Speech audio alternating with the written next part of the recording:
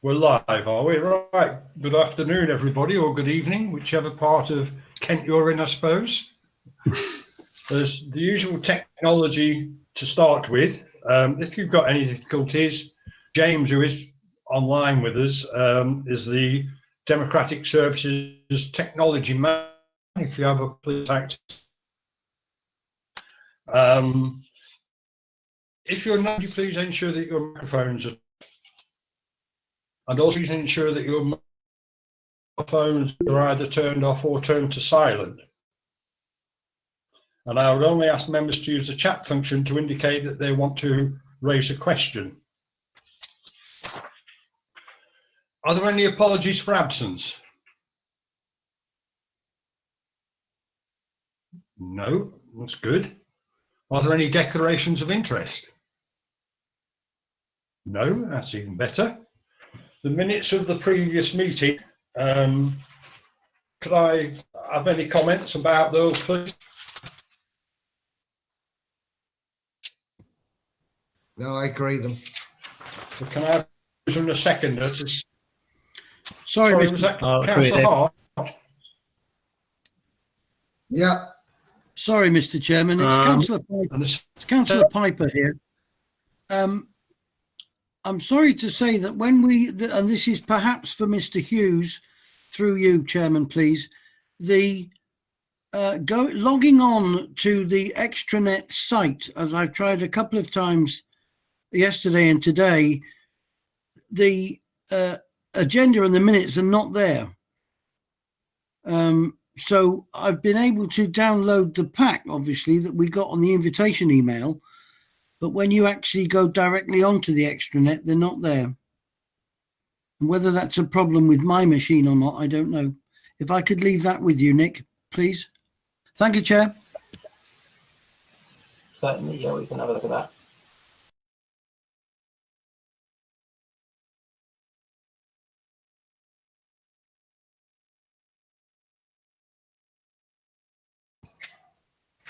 Can't hear you, Mr. Tucker. Can't hear you.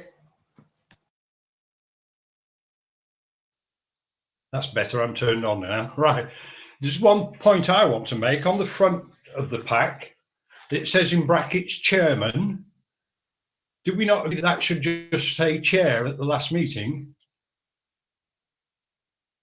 Nick? Yes. The changes, edits to the Constitution, which have been made, the system we use to create agendas is a different thing, and obviously there are places, all over the place that we'll have to edit as we go or in due course. But I'll make a note to edit that after this. I just didn't. Anybody noticed it? That was all. Okay. So the principal meeting have been agreed. I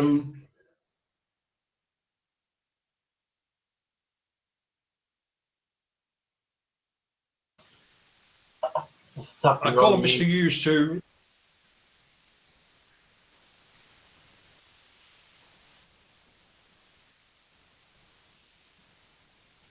I'll introduce the report now. So, we took the report. Members will remember that we reviewed the word limit for questions at our previous meetings, and that was then taken to the December council meeting. At that council meeting, it was decided to withdraw the item and ask that it be referred back to Constitutional Review Working Party to allow us to, as a working party, to consider the issue of supplementary questions for members of the public and the right of appeal against rejected questions. As a result of that, I'm not going to go over the word limit. I think we've all talked about that to ad infinitum. There's no value in looking over it again. So I will just concentrate on the supplementaries and the right of appeals. So first of all, we'll talk about the supplementary questions for members of the public. We've looked at all of the councils in Kent, And of the 12 councils, inclusive of Thanet, 5 councils allow members of the public to ask supplementary questions and 7 don't. Of those 5 councils, it was unanimously the way that the supplementary question asked by the member of the public had to relate back directly to the question that was originally asked. So you couldn't then sort of hijack or surprise the cabinet member that was asking about something totally different to the subject that we're talking about. And also the chair of the council had the ability to reject or disallow any of the supplementary questions that either didn't comply with that rule or were simply just an extension of, not extension of, sorry, apologies, a reaction to the answer to the question that they just asked. Because I think that can be quite tempting. Members of the public, with the greatest respect to members of the public, are not trained to be councillors and are not trained to act like councillors. And neither are they a political entity in the sense that members of council will appreciate the fact that not answering a question, it can be a political act, whereas a member of the public may not realise that. And so it would be disappointing for them to waste their 2 minutes of time a minute of time to respond to the question by putting a supplementary, by just simply making a statement saying, well, I didn't think that answered my question, because that's not really going to add any value to anything, really. We also need to be mindful of the fact that the timing for this, I think if we are going to do it, or members of the panel wish to consider doing this, should be the same as the supplementary question rules for members of the council, because obviously we don't want to have a diversion to rules on that basis. It should be the same for both. And then the last point I'd like to make on the supplementary questions is the just be mindful of the fact that by adding a supplementary question, this can increase the amount of time it takes for an individual questioner to complete their turn, per se. So original question, answer from a cabinet member, supplementary question, answer from a cabinet member. That will then increase each person's turn. Sorry. And will... Sorry to interrupt, Nick. I think we've lost Mr. Tucker. Here he is. He's back. Thanks. Okay. With the fact that you're going to increase the total number of words allowed for questions, so questions are going to be longer, and then you're going to allow people to ask supplementary questions on top of that, which are both absolutely reasonable, that's fine, but just bearing in mind that the fact the total length of questions allowed is 30 minutes. If you wanted to recommend an increase in that, I would just sort of say that actually you need to bear in mind that council meetings are there to conduct business. They're not there as an opportunity to be a massive question and answer session for members of the public. If that's what council wants to do, then that's something that they could be looked into separately about doing some other type of question and answer session. You don't want to be going to a council meeting whereby the vast majority of the meeting would then be taken up with council questions, because there is other important work that council does, and that shouldn't be distracted from. Moving on to the right of appeal against rejected questions, Democratic Services have again reviewed the processes of all the councils in Kent, and of those 12, no council allows any sort of appeal against the rejection of a question, and that's either for councillors or for members of the public. On top of that, I think I've raised a number of points in the report, and I wouldn't want members to think these are excuses, but I think that they are important points that need to be taken into account, which is that currently the deadline for questions is 5 working days in advance of the meeting. Now, if any appeals process would then have to operate within what is already quite a short amount of time. So if you then had an appeals process, what would the deadline be? That would then reduce the amount of time for, well, it will take, I would say, at least a day to 2 days for there to be an appeals process. You then have a very short window of time to write the answers, develop the answers, consult with members of the cabinet who are answering them, which again is the current 5 cleared working days timetable is already quite short. And in comparison with a lot of other councils, we already have a very generous deadline with regards to how late people can submit questions to us. And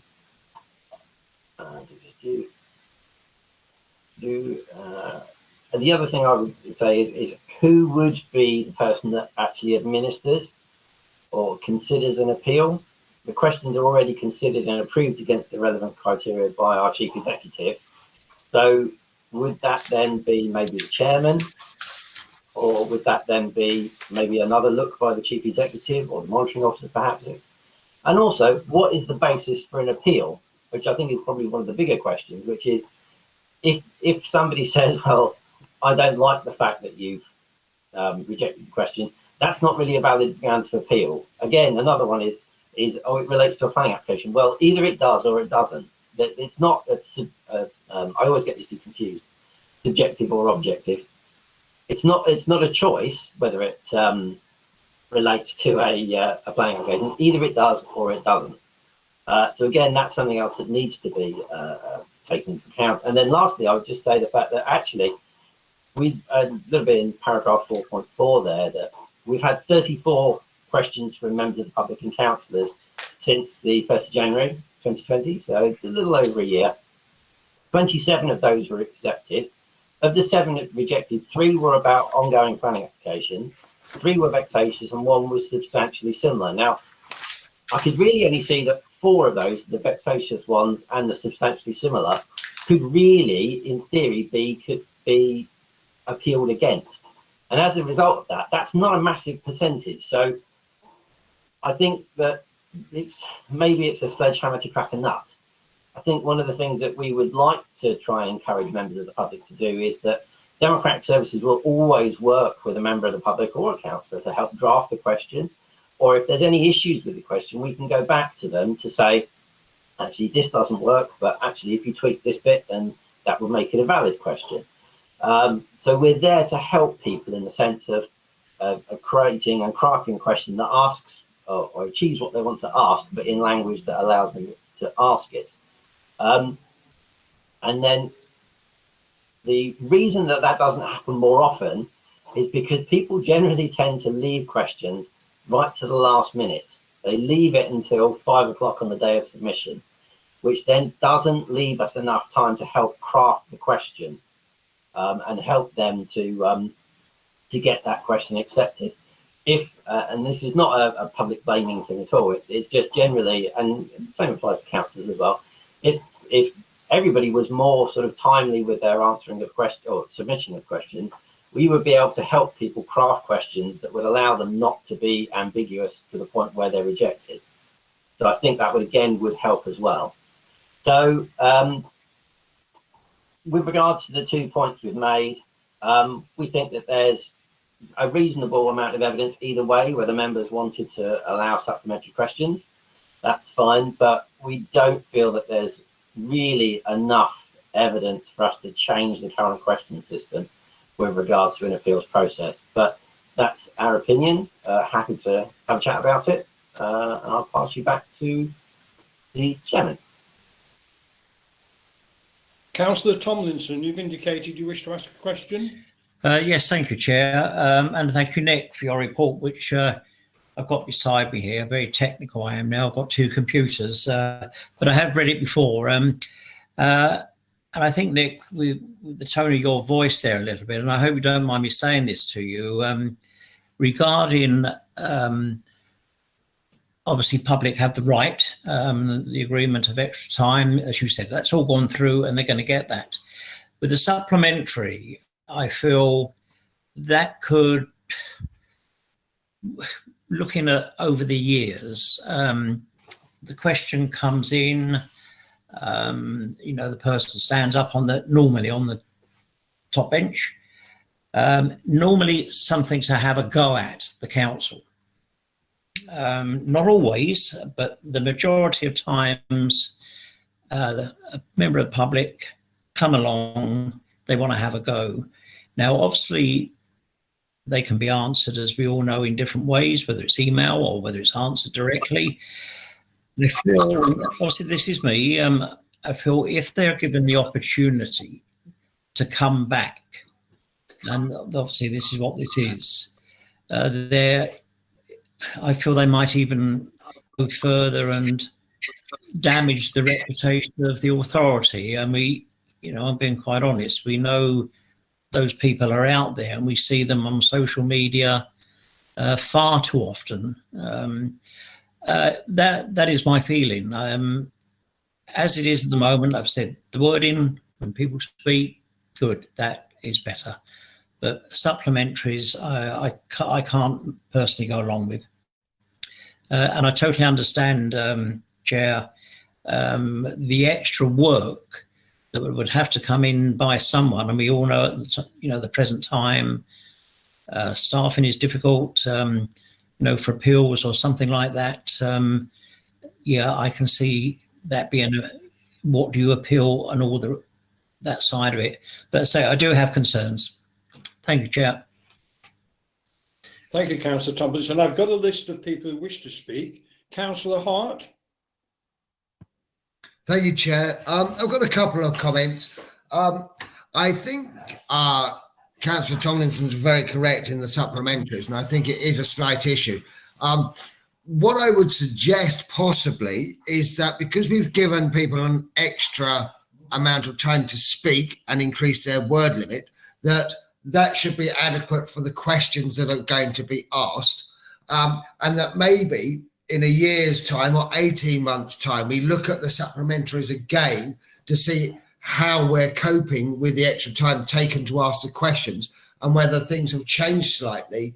And because the questions are maybe getting slightly more complicated because of the extra time allowed, that supplementaries may be or may not be allowed. And I think that's something we should review again in, say, 18 months' time. With regards to the appeal of questions, I totally agree that we shouldn't, that I don't think people should be allowed to appeal. However, I feel that as the Chief Executive has the, correct me if I'm wrong, has the total sway as to whether that question is asked or not.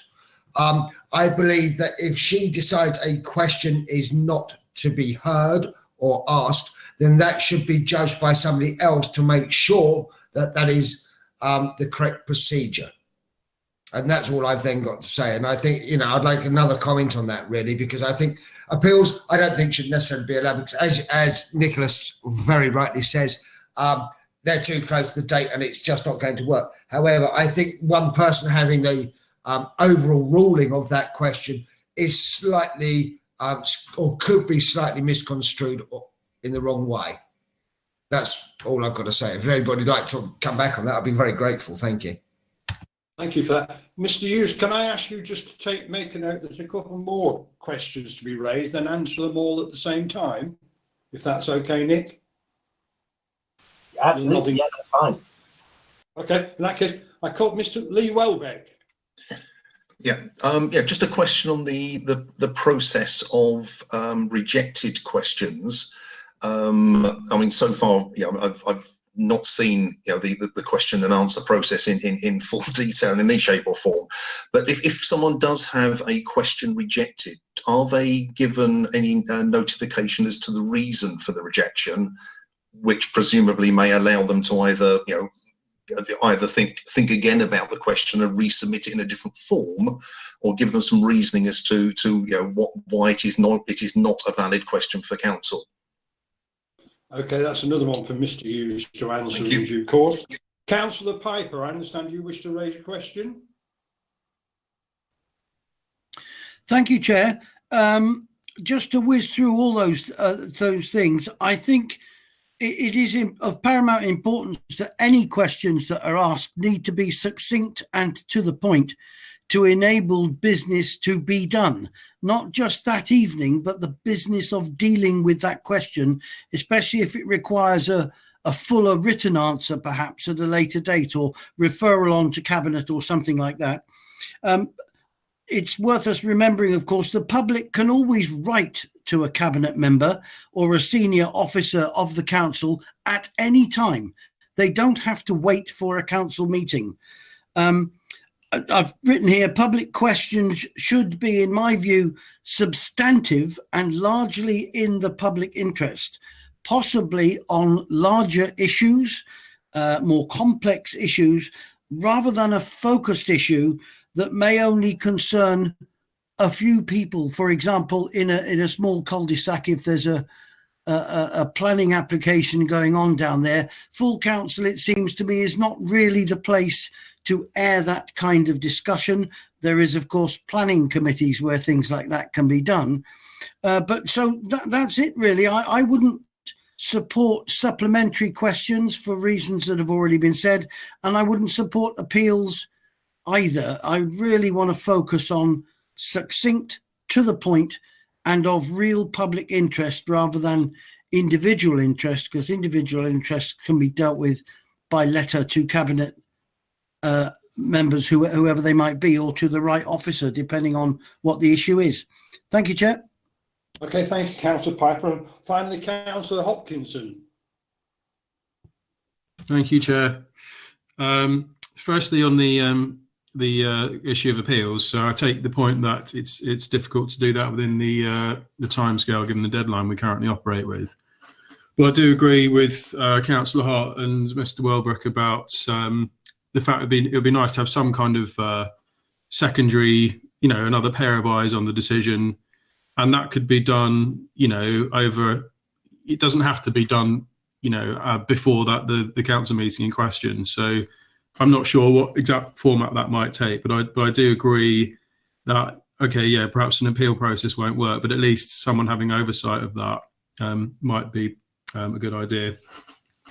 On the issue of supplementary questions, I have to say that I respectfully take a different view to those that have been expressed so far, in that I remember, I think one of the first full council meetings I went to, it struck me that actually supplementary questions would be a good idea, because if a member of the public feels that a question hasn't been addressed satisfactorily, or if what the cabinet member says raises another question, then I really think that it's actually quite a significant democratic principle to let them ask a further question on that. And I also think that it just increased the general sense of democratising the council.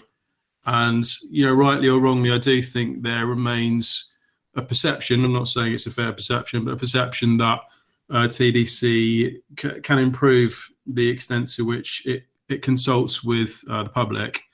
And for me personally, as I say, for a while now, I've held the view that actually supplementary question would make sense and would be a good point out. So just to address some of the counterpoints against that, given that we have 30 minutes in total for questions from members of the public, if I understand correctly, then that it won't increase the length of time for a council meeting, and so it won't affect any other business.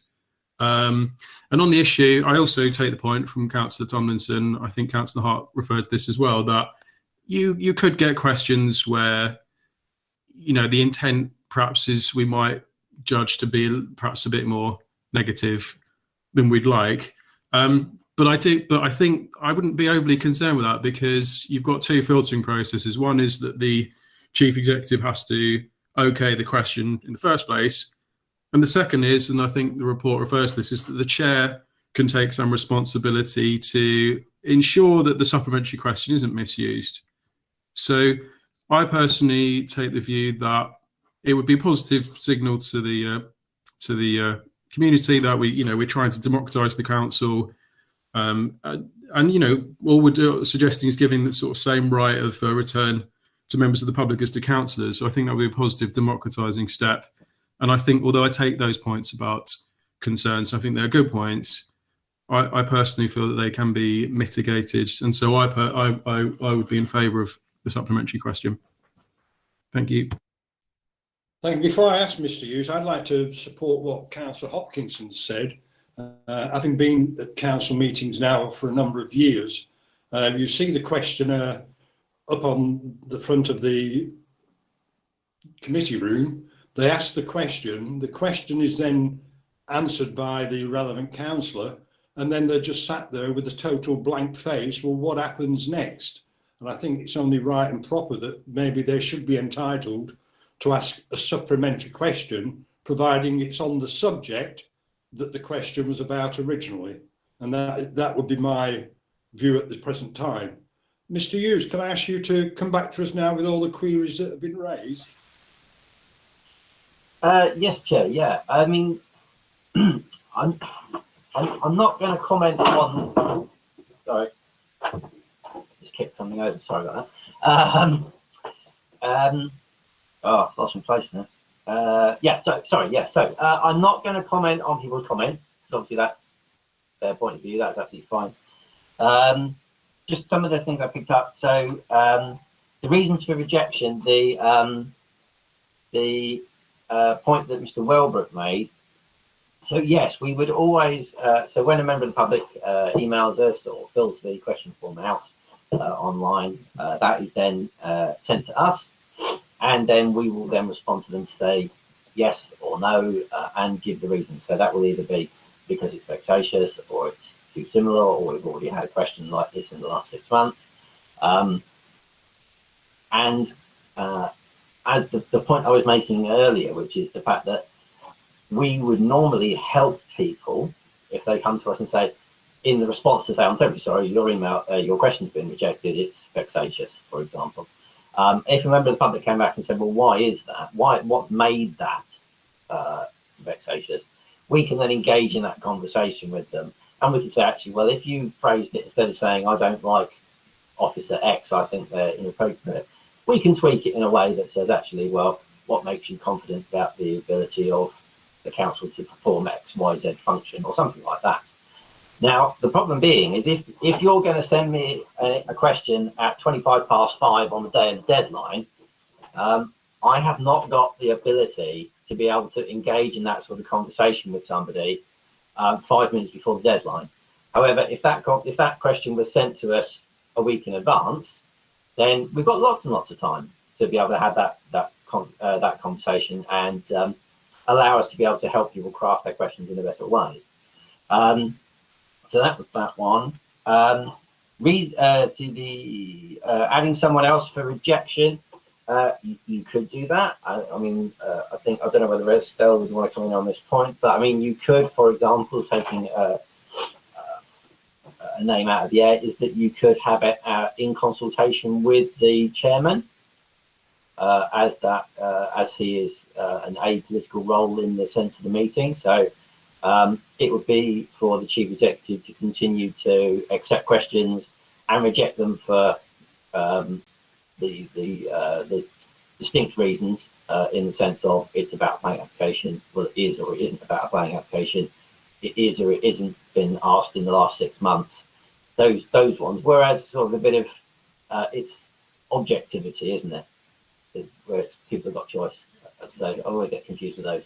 Or is it subjectivity? It's the other one. It's subjective. Sorry, yeah. So where it's a subjective choice, so it's about vexatiousness or it's otherwise inappropriate. You could, in theory, say actually, if we wanted to reject these, then the chief executive could reject them in consultation with the chairman, if that made people feel a bit more comfortable about it, if they wanted a second opinion or something like that. I'll just pass over to Estelle at this point, if that's okay, Chair. Sorry. Yeah, Estelle, I understand you wish to make a comment. Yes, thank you, Chair. Thanks, Nick. My only comment, just supporting what Nick says, you could do that. You could have in consultation with the Chair. The other to make is this provision, executive has the final say on what is an appropriate question, is very common. It's worked out, not that many, but quite. It's always in the chief executive's role to talk finally on the issue. But that's not to say that actually the chief executive does it on his or her own. I mean, mostly they will take advice from Nick or from the monitoring officer or from me, particularly if it's not clear cut. But it's just, her name as the figurehead, if you like. So I just make that point, if it gives people any comfort, that actually it's probably more of a thought out process than it looks like from the bold statement in the Constitution, if that makes sense. I think that's right, Nick. I think I'm sorry.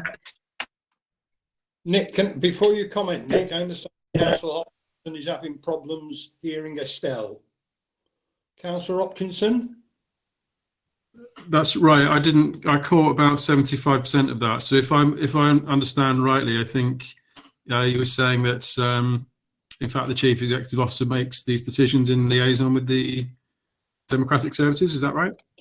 Yes, I mean, she can't make all decisions herself. She's far too busy. So it's normally, Nick, or one of his colleagues who are enormously experienced, or myself, would look at it and, well, actually, this question is, the additions in the list, and we would make that recommendation. Do you agree, Madeline? And she'll normally say yes or no. I think that's generally how it works. But there has to obviously be a senior figurehead in the Constitution making that decision. And every other council I've worked at, it's always been the Chief Executive who has the final say, and that's say consultation with the chair that you wish. But it's good that you have to. You keep breaking up, Estelle. I think that's what it is, but I think Councillor Hopkinson got the gist of it. Councillor Hopkinson? I believe so, Chair, yeah. Hi. Can I just ask one question? When you're saying chair, you're talking about chair of the council? Correct. Right. Nick, would you like to come back to what Estelle has just said? No, I think it's entirely concurring with that, which is that, the standard process is that us and Democratic Services will look at the question. We do the standard checks. We will look and see whether or not that is something that has been discussed in the last 6 months. We'll check simple things like, is it 50 words or less at the moment? Because there's nothing worse than you go through the whole process and you say to a member of the public, oh yeah, that's an absolutely fine question, only to find out it's 51 words and then you have to start all over again. So we will do the basic checks. We will look at it against the scheme. We will then send an email to the Marshal Officer and the Chief Executive to say, we feel that this is okay, or we don't feel it's okay. What's your decision? They will then tell us, and that's how it works. If you wanted to have in consultation with, as the point that Estelle's making, ultimately it would be the Chief Executive's responsibility to accept or reject a question. But there's absolutely no problem having in consultation with the chairman if you wanted to put that in. But ultimately, it would still have to retain the ability of the Chief Executive to be the person who ultimately rejects something. Okay, thank you for that, Nick. Councillor Hart? Thank you, Chair. My only comment on this is that are people generally aware that they can go to Democratic Services for the help needed in putting forward a question? And maybe this should be mentioned at every council meeting that the Democratic Services of the council could aid the wording of a question, because that might speed up the question process, make sure the question is appropriate, and make sure that we're not having so many rejected questions. And I think if that's done, then that maybe in the future everything might run a little bit quicker and a little bit smoother. And maybe then people like Nick won't have to work so hard trying to check all the questions and everything else. And maybe it speeds up the whole process rather than it elongates it. I don't know if there's any comment on that. Thank you. Could I just hold you there for a minute, Nick? Councillor Hopkinson? Councillor Hopkinson, I understand you wish to make a comment? Yeah, thank you, Chair. I agree with Councillor Hart that the more we do to publicise the rights and the way we can help the public communicate with us, the better. And I also think in terms of the clarification of the fact that Democratic Services, in fact, helps make decisions about whether to reject questions, that makes sense. But I still wonder if it's because there are so few questions rejected, I don't think it would be very onerous. And I do think it would be beneficial if a member of the council, and for example, the chair, as suggested, we're able to review those at least afterwards. If not, get be asked for sign off on rejections. If that were the case, if the chair of the council were to be given sign off on rejections, then I suppose we'd also need to consider what to do if there were a disagreement on whether to reject or not. Thank you. Can I ask you to come back on that, Nick? Yeah, I mean, I think I've taken the point that the Councillor Hart made first, which is that I'm very, very grateful for you to make me less busy. That's always good. Thank you very much for that. But on a serious note, no, I do think we could look at maybe changing or asking the chairman to change his script slightly when we get to the questions item, and put a plug in, for want of a better word, about getting in contact with us and sort of opening out the questioning process. We have got a fantastic new website that we've created for our questions that includes Google Forms and other exciting things, including all of the questions that have ever been asked in the last 2, 3, 4 years, I think it is. So members of the public can look back, see what they've see what questions have been asked. It's got their word for word, pretty much word for word answers from the councillors. So that's all there, and I think we probably could do a bit better in plugging that. I think it's a very democratic services thing to want to sit in the background and not shout about ourselves, but maybe we need to be a bit more proactive in that. We can certainly take that on board. I'm not sure that you can make it the chairman having the final say. I think you could certainly involve him, absolutely, yeah. But I do think you'd have to remain as the chief executive, ultimately being the person that signs it off. But having regard to what the chairman says is I don't think that's not a deal breaker at all. I don't think. Okay, just one thing. Is it, from what everybody's saying, would it be worth Democratic Services or the Council Communications Press Office issuing some sort of press release for the local papers to make the public aware of the new website and the new procedure that's on there from asking questions of councillors? We can certainly put some stuff on our social media channels. I'm sure I can have a chat with our comms team about that. Excellent. I think Councillor Tomlinson wants to raise a question. Yes, thank you, Chair. I find it interesting. I know I've said at other meetings, I've been here a little while now. I feel if people are coming to full council to speak, which as we all know, they have every right to, providing it is appropriate, they will find a way. And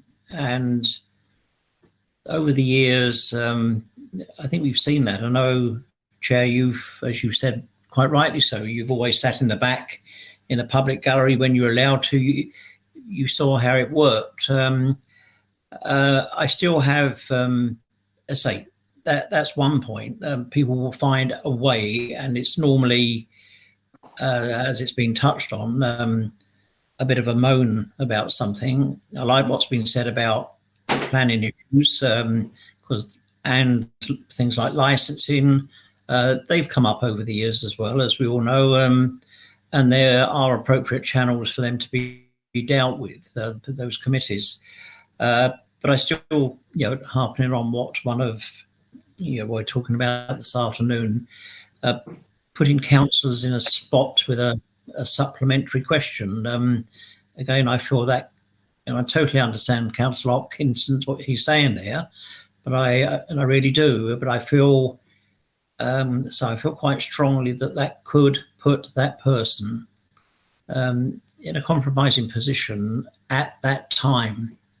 And when we're like we are now, being live streamed and so forth, you've got to do your best, because the members of the public are watching you. Thank you, Chair. Thank you, Councillor Tomlinson. I think the way ahead, Nick, and please correct me if I'm wrong, do we need a proposal for the acceptance of supplementary questions and a seconder, and also a proposal and a seconder in relation to allowing appeals.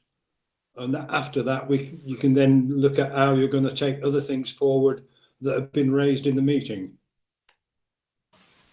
You can do either way, Chairman, to be honest. If you want to split it out, you can do. The panel just needs to decide whether it supports the idea of supplementary questions and wants to recommend that onto the standards committee, or whether it doesn't want to recommend that onto a standards committee. And likewise with the appeals process, do you want to recommend an appeals process to standards or don't you? Okay, in that case, can we take a recorded vote? All those that wish a supplementary question to be allowed, could you please let me know? Against? Councillor Tomlinson? I'm for it, Chair. Councillor Hopkinson. Councillor Hart? Chairman, sorry. Councillor Hart? Against, Chair. Councillor Piper? I think Councillor Hopkinson made a good argument. I would be for it in the sense that what we are doing is sending it on to standards. They will then discuss it. Eventually, it'll come back to council and council will make the decision. So at this point, I would say, yes, push it forward for further discussion. Thank you very much, Councillor Piper. I will take that on board for the next standards meeting. Nick, we have a 2-2. What is the process, please? You and Mr. Welbrook get a vote as well. Okay. Lee, what is your position, please? My vote's in favour of passing it on to Standards Committee for further discussion. And I totally agree with you. So I think that the supplementary question should be recommended to standards for them to take forward at the next meeting. Would that be about right? I think everybody's in agreement. What about the process of appeal? Can we start again? Councillor Tomlinson? Again, against appeals. Councillor Hopkinson? I think just on this, it's the reason I'm hesitating a bit is because I think there was still a little bit to iron out here. I mean, I think probably on balance, yeah, I'd be against appeals, but I wouldn't. I was hoping we might be open to slightly different suggestion in terms of how we might include the chair of the council in the process. Right, and that's not an appeal, but that's something perhaps that we could recommend as an alternative to an appeal.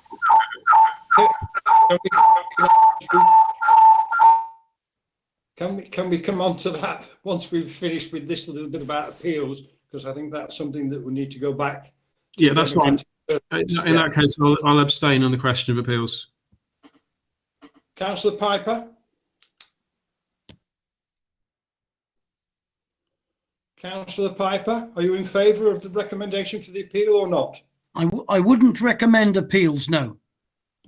Okay. Councillor Hart? I wouldn't recommend appeals. I just think, as one of my colleagues, Councillor Hopkinson, said, it needs to be addressed in a certainly different way. I don't think that we should just allow people to go against appeals. I just think it needs to go through a third, with somebody else checking on what is being done by our chief exec. Thank you. I don't know how you want to put that. So I'm against appeals, but I do think it needs to be adjusted in a different way. Okay, Mr. Welbeck? Yeah, I'm against appeals. Thank you. And I would totally agree with that as well. So we are left with to just sum up the meeting, supplementary questions is going forward to be considered by standards committee to recommend to full council, but the appeals process won't. In relation to the other matters that have been raised about involving a third party, I think that falls back into Democratic Services lap. Is that right, Nick? Well, I think, as I say, you're more than welcome to put a recommendation forward to say we don't feel that, as I say, it's quite clear that you think that supplementary questions are worthy of further discussion, but that actually you don't think that it's worth having an appeals process. But in substitution of an appeals process, that you may want to recommend that when questions are rejected or feel as if they are going to be rejected for one of the subjective reasons, that the chairman of council is consulted upon by the chief executive. Councillor Tomlinson, are you in favour of what Mr. Hughes has just said? Yes, totally understand. Yep, to go along with that. Councillor Hopkinson? Could we just clarify? I mean, I think I am basically in favour, but can we just clarify again exactly what the proposal is? Is the proposal to that the chair of the council be consulted for the rejection of a question? Is that right? I think that's right, Nick, isn't it? Yeah, but they're subjective ones. So when it's when it might be vexatious, or when it's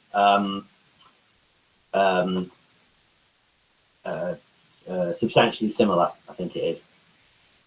I don't see there's any value in consulting the chairman of council because somebody submitted a question that's 51 words rather than 50.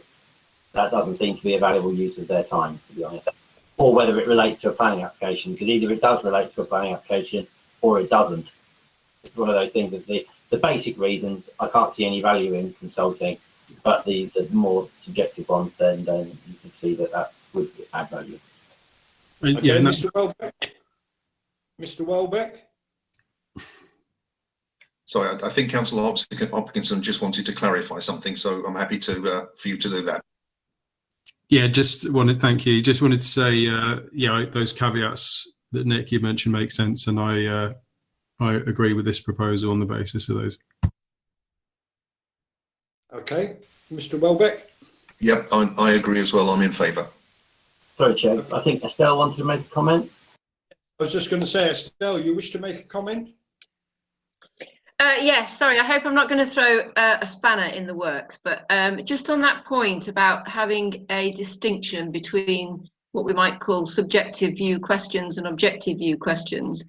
I mean, it's very clear if something is longer than the question length that it doesn't fall into the criteria for a question. But as to whether something relates or doesn't relate to a planning application, you can get some quite sort of, what's the word, esoteric questions asked, where our decision as to whether it relates to a planning application might differ from somebody's who's asking the question from their assessment of what they're asking. So if you're going to propose that the decision on whether to reject is for the chief executive in consultation with the chair, I do think, particularly because we probably don't reject that many questions, they're either all in scope or they're not in scope. And for those that are actually very straightforward, say because they exceed the number limit, you could just say, as we do with other things, oh, by the way, here's a couple of questions that exceed the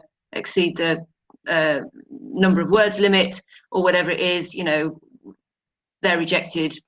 Do you agree? And it would be just like a tick box thing. But I do think if you then get into the argument as to, well, what are you not referring to the chair or what are you referring to the chair? So I do think to make it simpler, you would wish to consider having everything in consultation with the chair or nothing in consultation with the chair. Does that make sense? Sorry, I've just made Nick's life more difficult. Yes, I think you're right, and I think our standards committee meeting next week will be quite interesting. Has anybody else got any views, any comments they wish to make? Well, yeah, I totally agree with what Estelle has said, because I wasn't asked if I wanted to agree or disagree. However, I would also, as I stated earlier, Nick did agree to the possibility of adding that democratic services will help people with their questions and word them at the council meetings when people can ask questions. And I think that's an important part of it, because most people aren't aware. And I think it will aid and abet democratic services if people ask for help. And that's Councillor Hart, that's why I suggested possibly democratic services could release something on social media sites to encourage the public to contact democratic services when they have a question. I totally agree, Mr. Tupper. It's just that it could also be mentioned at the council meeting as well, I feel, because then that might have a greater scope. Councillor Piper, I understand you wish to make a comment? No, it was just that in terms of the proposal, I do need to register an opinion, I suppose. I was listening to what Estelle Culligan said also, and what I think I heard earlier in the discussion. The business of rejecting questions it seems to me, has not been a single person issue. The question's been looked at by Democratic Services. It's been looked at by members of Nick's staff, perhaps. It might have been discussed with the monitoring officer and so on. So the idea that the CEO suddenly gets a pile of envelopes with questions and, one goes in the bin, one goes on the table, that's not what we've got. So by the time it gets to the CEO for an executive decision, it's already been heavily filtered. And it seemed to me from what we heard was that her decision to reject, sorry, that's a message. Her decision to reject was merely a recommendation to her by members of her team. We think this one stands. We think these ones don't. And so it's more of a titular job, if that makes sense, that she's not actually sitting there on her own pontificating on the questions. So I don't see the need to change the current system, to be honest. Thank you. Your comments have been noted, Councillor Piper. Has anybody else got any questions to raise, any comments to make? Silence. I think that, Mr. Hughes, that brings the meeting to a close, doesn't it? Yes, if I can just say, can I just summarise, if that's okay, to say we are going to recommend that we further converse on supplementary questions at standards, that we don't think that an appeals process is a good idea, so we won't be forwarding that recommendation onto the standards, and that we think that rejections of questions should be in consultation with the chair of the council. Yes, that's right. And that we should ask the chairman to amend his speech at full council to include the fact that if people get to us, if people submit their questions early enough, Dem Services can help them in the wording, and we'll do some comms about questions and stuff and our new website. Absolutely spot on, plus also noting Councillor Piper's comments. Can I just check something? Sorry, I don't have a opinion or a for or against the recommendation that rejected questions are put to the chair from Councillor Hart or you, Mr. Tucker. I didn't catch that for the minutes.